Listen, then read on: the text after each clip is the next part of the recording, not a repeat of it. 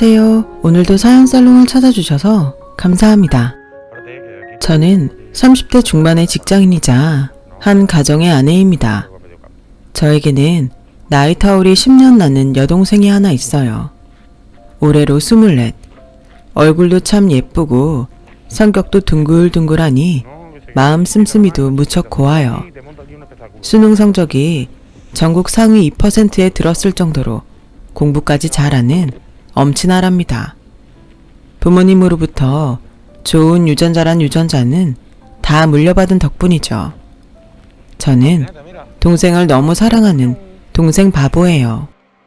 부모님께서 일찍 돌아가셨던 탓에 두 자매가 서로 의지하며 자랐고 언니인 저는 동생을 거의 딸처럼 키웠기 때문입니다.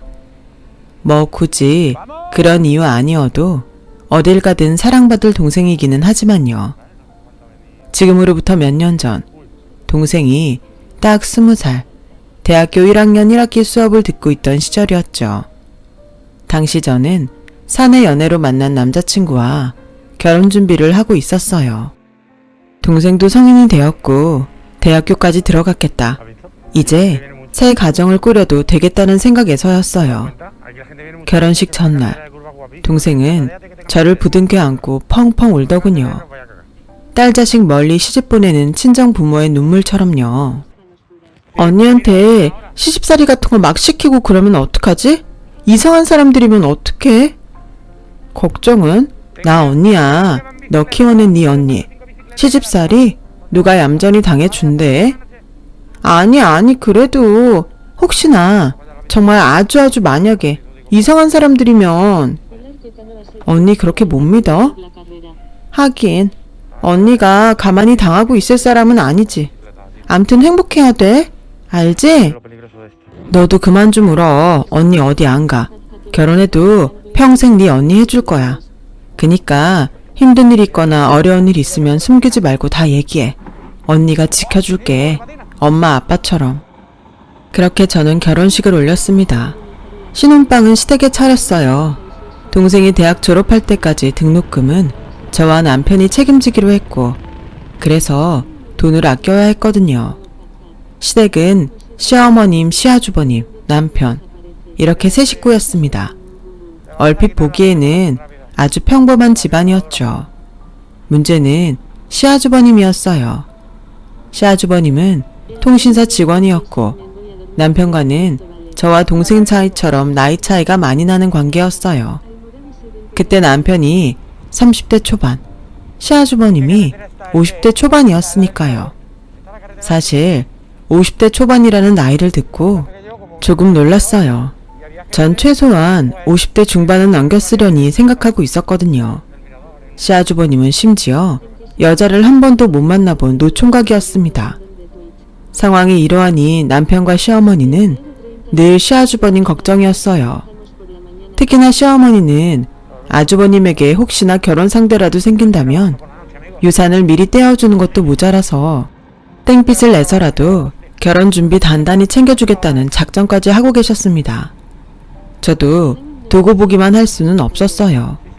일찍이 돌아가신 친정 부모님의 가르침이 떠올랐어요. 가족의 어려움은 가족이 힘을 합쳐야 한다. 결혼했으니 저도 시댁의 가족이 된 거잖아요. 그래서 직접 도움을 주기로 했습니다. 있잖아 여보, 내가 선자리라도 한번 마련해볼까? 왜? 어디 좋은 사람이라도 있어?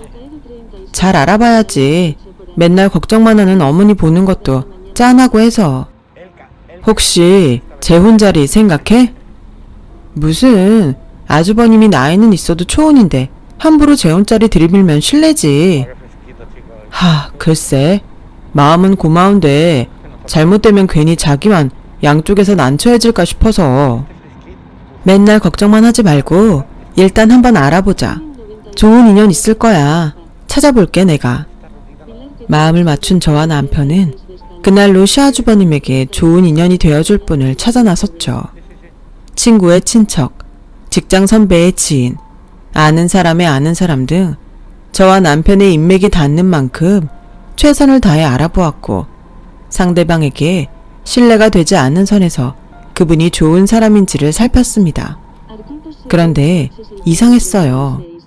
선자리를 두 손 들고 환영할 줄로만 알았던 시어머니의 반응이 영 뜨뜻미지근한 거 있죠. 혹시 따로 정해둔 인연이라도 있나 싶었어요. 만약 그렇다면 저와 남편이 추진하고 있는 선자리가 크게 불쾌할 수도 있는 일이잖아요. 그래서 시어머니에게 여쭈어 보았더니 딱히 뭐 그다지 하는 뜨뜻미지근한 대답과 함께 묘하게 기대에 찬 시선만 돌아왔어요. 시어머니의 뜨뜻미지근한 대답과 영문 모를 기대에 찬 시선에 저희 부부는 갈피를 잡을 수가 없더라고요. 걱정과 고민을 거듭하다가 아주버님에게 물어봤어요. 선자리를 만들면 나갈 의향이 있냐고요. 그러자 아주버님은 기다렸다는 듯 한박 웃음을 지으며 나가겠다고 대답했어요. 시아주버님도 시어머니의 기대와 똑같이 시선을 저희 부부에게 보내더군요. 그때 그 기대가 무엇인지 미처 몰랐던 저와 남편은 준비해둔 선자리들을 예정대로 진행했어요. 그런데 혹시 상대분들이 다들 마음에 들지 않으셨나요? 재수 씨는 그걸 꼭 말로 해야 하나 보죠? 아니요, 보면 알겠어요. 처음에 한두 번은 말도 없이 커피만 마시다가 일어났다고 하고 지난주랑 오늘은 펑크까지 냈으니까요. 그래서요. 그분들 어디가 어때서 인연이 되기에 부족했는지를 알려주셔야 저희가 다음 준비를 해드릴 수 있잖아요. 나이가 너무 많아요. 네? 요즘 남자 나이 50이면 한창입니다. 여자 나이 50이면 쉬어 터진 찬밥이고. 혹시 그 말을 상대방 앞에서 하신 건 아니죠? 했는데요. 안 됩니까? 실망입니다. 이런 분인 줄은 몰랐네요. 알았으면 선자리 안 만들었죠. 황당했어요. 상대방 여성분들께 하나하나 연락을 드려 시아주버님의 무례에 대한 진심 어린 사과를 전했어요. 그분들께서는 저희가 무슨 잘못이냐며 용서해 주셨지만 용서를 받으면서도 죄송하고 면목이 없더라고요. 특히나 여자 나이 50 어쩌고 했던 시아주버님의 말은 화가 참 많이 났고 도저히 그냥 넘어갈 수가 없었습니다. 저희 부부의 체면 때문이 아니에요. 남자 여자를 다 떠나서 사람이 사람에게 쉬어 터진 찬밥 어쩌고 하는 건 되게 몹쓸 짓이니까 화가 난 거죠. 고민하던 저와 남편은 시아주버님의 인연 찾기를 완전히 그만두었어요. 더는 누구도 소개를 시켜줄 엄두가 나지 않더라고요. 행여 선자리가 잘 되어 결혼을 한다고 쳐도 결혼 다음이 더 걱정이었고요. 여성에 대한 잘못된 가치관을 가지고 있는 시아주버니가 이어주었다는 건 하나만으로도 저와 남편은 이미 큰 잘못을 저지르는 것이기 때문이었어요.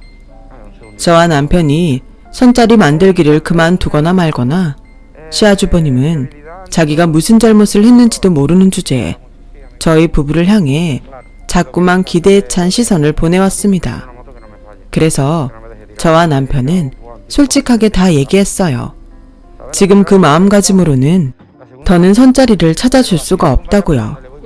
시아주버님은 기가 팍 죽어 방으로 들어가 버렸고 그러기가 무섭게 시어머니가 저에게 한 소리 하더군요. 예, 넌 한솥밥 먹는다는 애가 그렇게 눈치가 없니? 눈치요?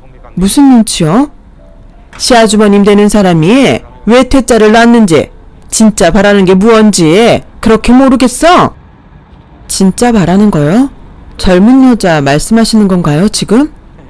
젊기만 하다고 다 되는 거야? 그럼 젊고 예쁘기까지 한 여자요? 그거 되게 많이 잘못 생각하시고 계시는 거예요. 어머님, 솔직히 시아주버님 동년배 중에서도 좋은 분 만나기 쉽지가 않은데 젊고 예쁜 여자라뇨. 욕심이죠. 그리고 여자 나이 50이면 쉬어 터진 찬밥이다. 그런 몹쓸 말이 세상에 어딨나요? 답답하기는 에이. 그렇게 다툼의 며칠이 흘러갔습니다. 시어머니가 자꾸만 눈치 없다는 핍박을 던졌지만 저는 굴하지 않았어요. 눈치가 없는 게 아니라 아주버님의 가치관이 잘못된 탓이라며 당당히 맞섰어요. 그런 가치관을 갖고 있는 사람에게는 함부로 인연을 소개해 줄 수가 없겠다고 딱 잘라버렸죠. 그러거나 말거나 시어머니의 핍박은 계속되었고 시아주버님도 수시로 뭔가 기대에 찬 눈빛을 계속 보내왔어요. 저와 남편이 아무리 더 이상의 선자리는 없다고 완강하게 잡아떼어왔자 아주버님의 기대에 찬 눈빛은 그치지를 않더군요. 아주버님은 정 그러면 자기가 알아서 할 테니 걱정하지 말라며 이상한 자신감을 보이면서도 계속 기대에 찬 눈빛을 보냈어요. 왠지 느낌이 이상했어요. 그런 아주버님에게서 불길한 기운이 느껴졌습니다.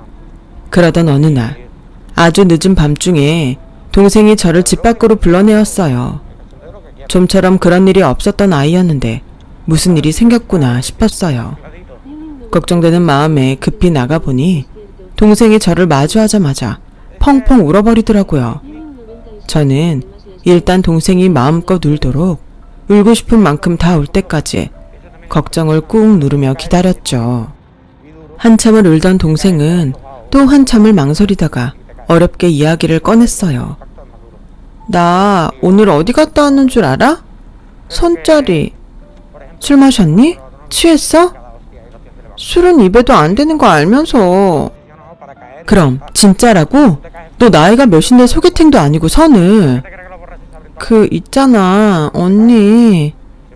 딱 보니까 원에서 나갔던 것도 아닌 것 같고. 누구니? 어떤 미친놈이 보냈어?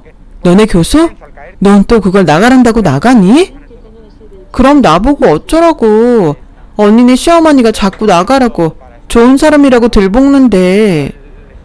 순간 제 머릿속에 불길한 무언가가 떠올랐습니다. 제발 아니기를 바랐어요. 설마 했죠. 선자리에 언니네 시아주버님이 나왔더라. 짜증나. 뒤통수를 얻어맞은 느낌이었어요. 아니, 세상이 무너져 내렸어요. 하지만 일단 그 자리에서는 정신을 붙들어야만 했죠. 제가 동생에게는 엄마 아빠 대신이니까요. 동생을 지켜줄 가족이라고는 이 세상에 딱 하나, 저밖에는 없었으니까요. 그래서 저는 동생부터 다독였어요. 그 어리고 여린 것이 얼마나 놀랐던지 온몸이 너무 차더라고요. 차라리 미쳐버리고 싶은 심정이었죠. 곧 남편이 도착했고 동생은 저희 부부에게 그간 모든 일들을 들려주었어요. 아니 글쎄 시어머니라는 인간이 저희 부부의 상견례 날부터 몰래 동생에게 연락을 했다더군요. 처음에는 평범한 안부 인사 정도였답니다. 동생도 부모를 일찍 여인 자신을 향한 어린애 호의라고 생각했대요. 그런데 시간이 지날수록 호의가 아니었던 거죠. 시어머니는 동생에게 남자 이야기를 자꾸만 물었더라고요. 사귀는 남자 있냐? 이상형은 어떻게 되냐? 하는 말들로부터 시작해서 급기야는 사랑에는 나이도 국경도 없는 거다. 혹시 남자 경험은 있냐? 따위의 사랑 같지도 않은 속내를 노골적으로 드러내었어요. 쉽게 말해서 내 큰아들이 널 좋아하니 만나볼 생각 없냐는 소리였죠. 그제야 모든 퍼즐이 맞춰주었어요. 시어머니와 시아주버님이 저와 남편에게 보냈던 기대의 시선, 늙은 쓰레기 주제에 감히 내 동생을 향해 품었던 흉악한 욕심, 이어지는 동생의 말이 저의 가슴을 더 아프게 했어요. 동생이 왜 그딴 말들을 들으면서도 참았냐면요. 제 걱정 때문이래요. 행여 동생 자신이 시어머니에게 밉보이기라도 하면 그걸 핑계로 저에게 못된 시집살이라도 겪게 하지는 않을까. 그것이 두려웠답니다. 두려워서 숨기고 참을 수밖에 없었답니다. 아무리 그래도 시아주머님과의 선자리는 동생 스스로도 역겨웠던 거죠. 그래서 저에게 도움을 청했던 거고요. 언니가 하는 말 잘 들어. 너랑 제일 친한 친구 있지? 우리 집에 맨날 와서 놀던 애들. 걔들은 왜? 당장 경찰에 신고하고 싶은데 지금 상황에서는 죄 따지기도 힘들 것 같고 또 너도 부담스러워할 것 같고 일단 걔들한테 다 얘기해. 네 잘못 하나도 없으니까 부끄러워하지 말고. 그리고 같이 여행 좀 가 있어. 형부가 보내줄 거야. 해외든 어디든. 다음은? 언니는 뭐 어쩌려고. 그러다 그 사람들이 언니한테 해코지라도 하면 어떡해. 결혼식 전날에 했던 얘기 벌써 까먹었니? 네 언니 계속 할 거야. 내가 지켜줄 거야. 언니도 되지만 엄마 아빠 대신이기도 하니까. 동생을 그 흉악한 인간들로부터 떼어놓는 것이 급선무였죠. 급한 대로 남편을 동생에게 붙여주었어요. 휴대폰 번호도 바꿔주고 동생을 친구들과 함께 여행을 보내놓은 다음에 쓰레기 모자 몰래 동생이 머물 거처까지 마련해놓고 돌아오라는 신신당부를 해가면서요. 그러고는 그 길로 저 혼자 시댁에 쳐들어갔습니다. 쓰레기 같은 모자도 사태를 대충 짐작하고 있던 모양이죠. 차갑게 굳은 저의 얼굴을 마주하기가 무섭게 도망치듯 방으로 들어가 버리려 했습니다. 저는 그런 그들에게 소리쳤죠. 이래서 젊고 예쁜 여자 찾았구나. 남의 집 갓 20살짜리 동생이 탐나서? 그래도 내가 시어머니인데 반말은 좀 심하구나? 이 상황에 무슨 말을 못할까? 더 개 같은 말도 듣고 왔는데 개 같은 말일 것까지는 없지 않니? 까놓고 사돈처녀는 여자고 우리 큰아들은 남잔데 마음 맞으면 한 이불 덮고 살 수도 있고 그러는 거지. 왜? 법적으로다가도 겹사돈이라는 게 있다드만. 뭐? 겹사돈? 그건 지들끼리 사랑할 때나 얘기고. 기왕 이렇게 된 거 너도 받아들여라. 손주 계획은 대학 졸업할 때까지 미루라고 당부할 테니. 닥쳐 좀. 나이 50짜리 쉬어 터진 찬밥 찌끄레기를 어디다 들이대? 꼴에 썩은 냄새 풀풀 풍기는 주제도 모르고 감히 누구한테? 나도 결정하기 쉽지 않았다. 그런데 어쩌겠니? 이게 다 부모 마음인 것을.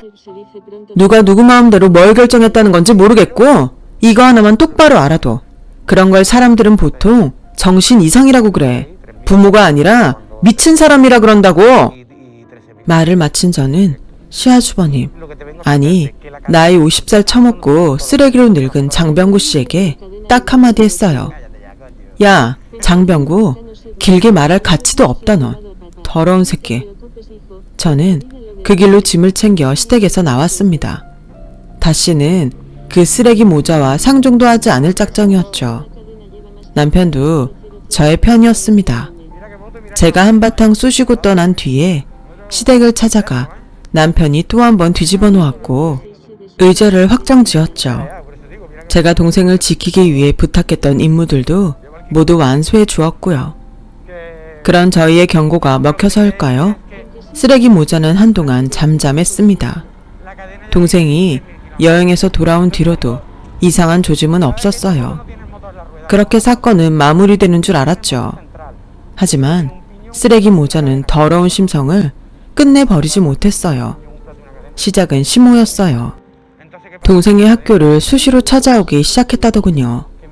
동생의 친구들이 심호를 쫓아내봤자 며칠 뒤면 천연덕스럽게 다시 나타났습니다. 신고도 해보았지만 경찰도 뾰족한 수가 없는 모양이더라고요. 심호가 동생에게 직접 해코지를 한 적이 없다는 이유에서였습니다. 이해해요. 쓰레기 모자의 흉악한 행동들에 대한 이야기를 처음 듣던 날, 저 또한 경찰들도 처벌까지 이끌고 가기는 힘들 것이라고 예상했으니까요. 그래도 동생을 지켜줄 친구들이 많아서 참 다행이었어요. 물론 다행이라고 해서 당하고만 있을 생각은 아니었죠. 저와 남편은 때를 기다렸습니다. 그러던 어느 날, 추악한 장병구가 저희 부부에게 빌미를 주었죠. 통신사 직원이라는 지위를 불법적으로 이용해 동생의 바뀐 휴대폰 번호를 알아내었고 먼저 연락을 해온 것이죠. 저와 남편은 쾌재를 불렀어요. 동생 명의로 된 휴대폰은 사실 저희 부부가 들고 있었거든요. 동생에게는 친구 명의의 휴대폰을 하나 개통해 임시로 쓰게 해두었고요. 저희는 장병구에게 연락하지 말라는 단답을 남기고는 번호를 바꾸었습니다. 그러기 무섭게 장병구가 또 번호를 알아내 연락을 하더군요. 연락하지 말라는 단답과 번호를 바꾸기가 10번쯤. 마침내 모든 준비가 끝났어요.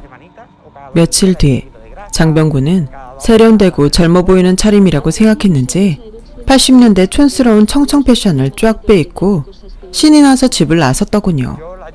저희 동생으로부터 만나서 얘기하자는 문자를 받았기 때문이었죠. 그날의 약속을 데이트쯤으로 착각했던 모양입니다. 아주 잘된 일이었죠. 그 문자는 저희 부부가 보낸 것이었으니까요. 장병구가 가발을 휘날리며 해벌쭉 약속 장소로 도착하는 순간 대기하고 있던 카메라들의 플래시 세례가 장병구를 향해 일제히 불을 뿜었습니다. 장병구는 겁에 질려 포토라인에 선 범죄자 마냥 쪼그라들었고 그런 장병구를 향한 기자들의 비난과 조롱이 쏟아졌어요. 사돈처녀에게 치근덕거린 것이 사실입니까? 오해하지 마세요. 사랑입니다, 사랑. 사진 찍기 얼굴 좀 가리지 마시고 본인의 행동이 쪽팔린 줄은 아시나요? 거참, 사랑한다니까요, 순수하게. 당사자가 아니라던데요. 더러워 죽겠다던데요. 장병구 씨가 한 행동이 범죄라는 거 인정합니까?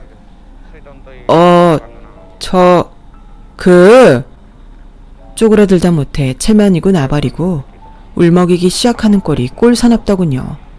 하지만 거기서 멈출 생각은 추호도 없었죠. 그럼 정신병원에 진료받으러 갈 생각은 없으신가요? 오늘 패션도 딱 정신나간 노인네 차림인데. 이러지 마세요, 제발.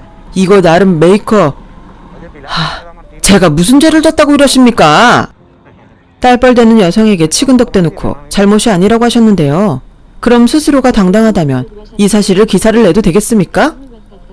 살려주세요. 그 말을 끝으로 그놈은 주랭랑을 쳐버렸습니다. 얼마나 급했던지 휙 날아가버린 가발을 챙겨갈 엄두조차 내지 못하는 채로요. 저와 남편은 장병구가 버려두고 간 가발을 똥유지 집는 것처럼 오만상을 찡그리며 두 손가락으로 집어 쓰레기통에 처박았습니다. 그리고는 기자들의 앞으로 나섰어요. 당연히 기자들은 기자들이 아니었고 약속 장소도 기자회견장이 아니었죠. 다들 동생의 친구들이었죠. 동생을 지켜주기 위해 저희 부부의 부탁을 들어준 고마운 친구들이었어요.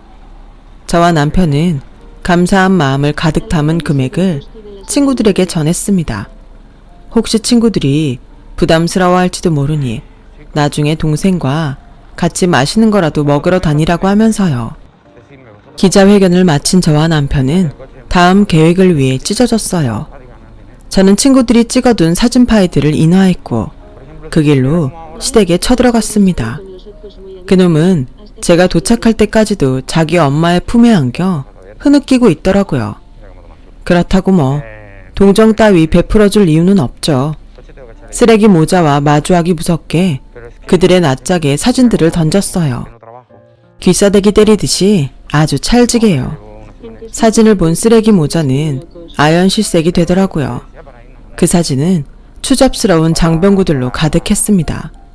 촌스러운 청청 패션으로 약속 장소에 해벌쭉 들어와서 가짜 기자들로부터 각종 비난과 조롱을 당하며 범죄자처럼 쪼그라들었던 모습 그대로요. 마침내는 꼴사납게 주랭랑 치면서 가발까지 휙 벗겨지는 장병구까지 모두. 그 사진들에 아연실색한 쓰레기 모자의 낯짝이 얼마나 우스꽝스럽던지 혹시 오줌은 안 지렸나? 궁금하더라고요. 이럴 줄 알았으면 요실금 기적이라도 가지고 올 걸 그랬다 싶었습니다. 축하해. 당신들 오늘부로 대한민국 공식 쓰레기 되게 생겼어. 그럼 여긴 집이 아니라 쓰레기통이 되는 거네. 이것이 보자보자니까 시애미 앞에서 버릇없이? 큰소리칠 상황이 아닐 텐데 지금. 하긴 눈치가 있으면 지들이 사람 새끼 아니라는 거 진작에 알아먹고 치근덕거릴 일도 애초에 없었겠지. 그깟 겹사돈 하나가 뭐 그렇게 대단한 일이라고 이렇게까지 사람을 비참하게 만들어. 비참? 착각하지 마. 아직 시작도 안 했어. 기사 나가면 그때부터 시작이지. 순간 쓰레기 모자가 무언가를 깨달은 모양인지 바닥에 널브러진 사진들을 급히 주워 찍기 시작했습니다. 가소롭더군요. 나이 50 처먹고 다 쉬어 터진 찬밥꼬라지라 무식해서 모르는 모양인데 사진은 수천 번이고 다시 뽑으면 그만이야. 그러니? 이거 참 미안하게 되었어. 용서해 주렴. 당신들 같으면 이게 용서가 될 일일까? 아, 그래. 말만 하렴. 뭐든. 우리가 어떻게 해주면 기사 나가는 거 막아주겠니? 쓰레기답게 쓰레기처럼 쓰레기통에 처박혀서 없는 것처럼 지내. 다시는 나랑 내 동생 앞에 얼씬도 하지 말고 당신 둘째 아들도 없다 생각하면서 찌그러지라고. 내가 원하는 건 그것뿐이야. 그래, 그러자. 약속하마. 그리고 마지막으로 경고하는데 나는 거리에 쓰레기가 버려져 있다고 피해가는 쪽이 아니야. 오히려 싹 갖다가 치워버리는 쪽이지. 내가 사랑하는 사람들에게 똥 뿌리는 쓰레기라면 더더욱 확실하게. 혹시 몰라서 참고하시라고. 마침 자신의 임무를 마친 남편이 도착했습니다. 남편은 가지고 온 종이 한 장을 장병구의 가슴팍에 거친 손으로 안겨주었습니다. 그 종이를 본 쓰레기 모자는 사색이 되었어요.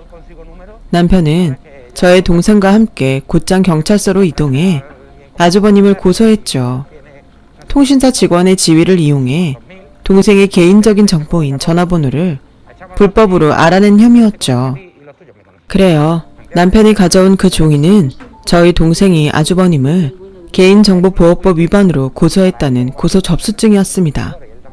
망연자실한 쓰레기 모자는 한숨만 퍽퍽 내쉬었고 모든 작전을 성공한 저와 남편은 쓰레기통을 유유히 빠져나왔습니다. 장병구 씨는 개인정보보호법 위반으로 벌금형 처분을 받았어요.